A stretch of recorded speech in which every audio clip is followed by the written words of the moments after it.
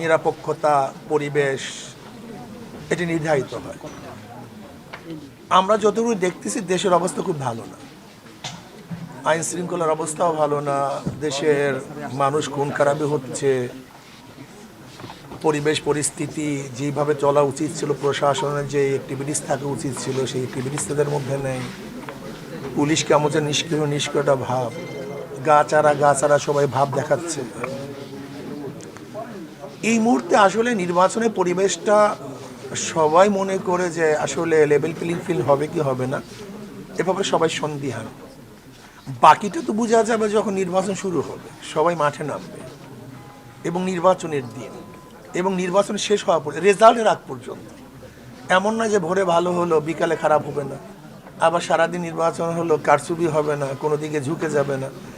এইগুলো আসলে নির্বাচনের রেজাল্টের আগ পর্যন্ত আসলে কিছুই বলা যায় না। তবে আমরা মনে করি যে প্রশাসন যে ঢিলাঢালা, এর মাধ্যমে নির্বাচন হবে, সুস্থ হবে বলে সন্দেহান। আর একটা কথা হলো যে প্রশাসন যেইভাবে, নির্বাচন কমিশন যেইভাবে, বিএনপির যেমন একটাই হয়ে গেল, বিশাল গ্যাদারিং হয়ে গেল, জানি না এটা কোনো আইনের মধ্যে আছে কি নাই।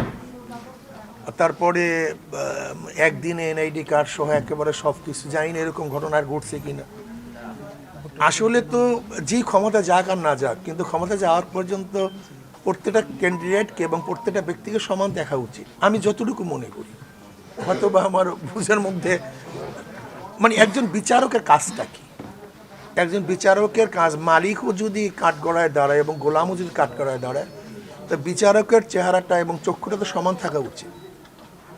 কিন্তু আমি জানি না আমাদের বাংলাদেশের প্রশাসনের অবস্থা সমান কি সমান না। অনেকেই প্রশ্ন তুলছে, সাংবাদিকরাও প্রশ্ন তুলছে।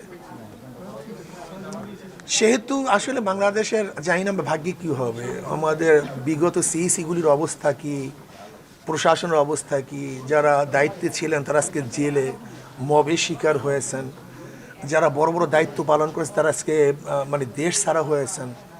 এরপরও কি জানি না আমাদের দেশে প্রশাসনের আক্কল জ্ঞান কি ফিরবে কি ফিরবে না আমি জানি না, এরা কবে ঠিক হবে আমি জানি না।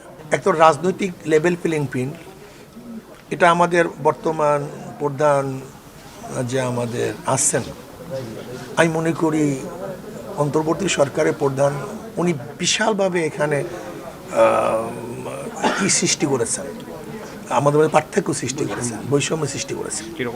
যেরকম ধরে না, উনি সবসময় 2-3 দল ডাকেন রাজনৈতিক, এটা কোনো ঠিক। উনি আমেরিকা সফর গেছেন 2-3 দল নিয়ে, এটি ওনার জন্য আদৌ ঠিক হয়েছে? উনি ওনার পরিষদ নিয়ে যাবেন, ওনার পরিষদ আছে, অন্তর্বর্তী সরকার একটা পরিষদ আছে, তাদেরকে নিয়ে যাবেন। কিন্তু রাজনৈতিক দল কাউকে যদি নিয়ে যাওয়া হয় তাহলে তার মানেটা কি বলেন তো, অন্য দলগুলোর অবস্থাটা কী হয়?